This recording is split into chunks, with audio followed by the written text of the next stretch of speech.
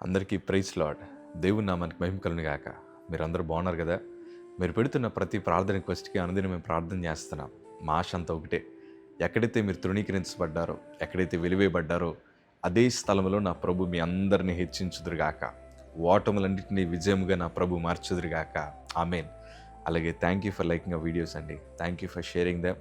అలాగే మీరు కమెంట్స్లో పెడుతున్న సాక్ష్యాలు ఉన్నాయి చూసారా, అవి చదువుతున్నప్పుడు నేను ప్రభువుని ఎంతగానో మహిమపరుస్తున్నాను. సమస్త మహిమ ఘనత కేవలము దేవునికి మాత్రమే చెందునుగాక. అలాగే ఈ వీడియోస్ ద్వారా మీరు బలపరచబడితే తప్పకుండా మీ స్నేహితులకు, మీ ఆత్మీయ సహవాసానికి ఈ వీడియోస్ని పరిచయం చేయాలని ప్రభుపేట మనవి చేస్తున్నాను. Thank you. God bless you all. మనందరి జీవితంలో హాస్పిటల్కి వెళ్ళిన అనుభవాలు ఉంటాయి.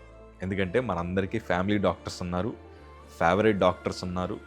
ఎవరు బాగా వైద్యం చేస్తారో మనందరికీ బాగా తెలుసు. ఎవరు చక్కటి మందులు రాస్తారో మనందరికీ బాగా తెలుసు. మన వైద్యుల దగ్గరికి వెళ్ళినప్పుడు మన రోగాన్ని పరీక్షించి స్కానింగు, బ్లడ్ టెస్ట్ ఏదో ఒకటి రాసి ఆ రిపోర్ట్లన్నీ చూసిన తర్వాత చక్కగా మందులు రాస్తారు. వాస్తవానికి ఆయన ఏం రాస్తున్నారో మనకి ఏమీ అర్థం కాదు. ఆ మందుల సీట్ పట్టుకొని మెడికల్ షాప్కి వెళ్ళిన తర్వాత ఆ మెడికల్ షాప్ అయిన మందులు ఇస్తున్నప్పుడు మనం ఆ పేర్లు కూడా అడగం.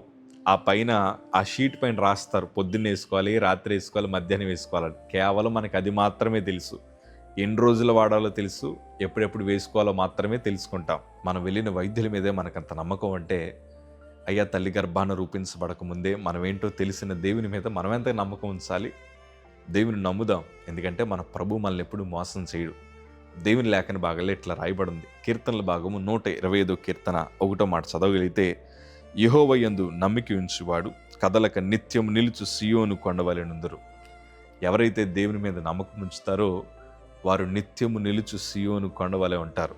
అంటే కాలాలు మారినా, యుగాలు మారినా ప్రభువు మీద నమ్మకం ఉంచిన వారి మీద దేవుని కనుదృష్టి ఎప్పుడూ ఉంటుంది. వారికి ఎలాంటి అపాయం రాకుండా ప్రభు మనల్ని కాచి కాపాడగలిగిన సమర్థులు.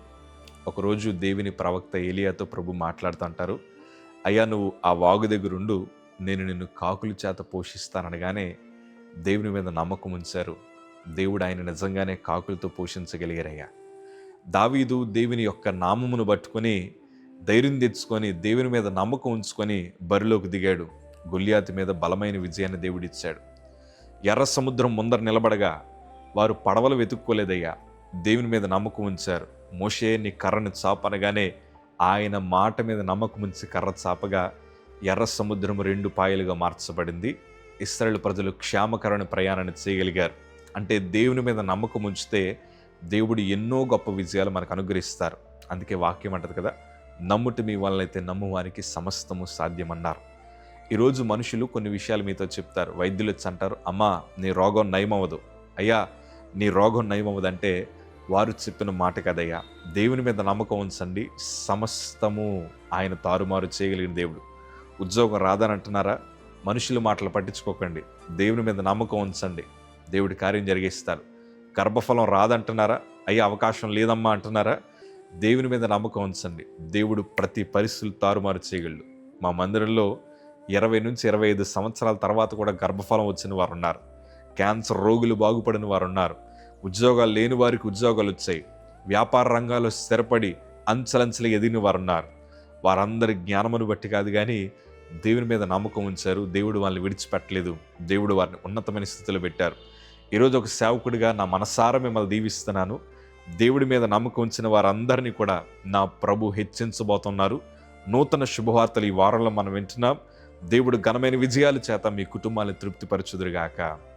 ఎవరైనా ఏమన్నా అన్నా కానీ వారి మాటలు నమ్మకండి, దేవుని మీద నమ్మకం ఉంచండి. దేవుడు గొప్ప విజయాలు మీకు ఇస్తున్నాడు. Praise the Lord. God bless you.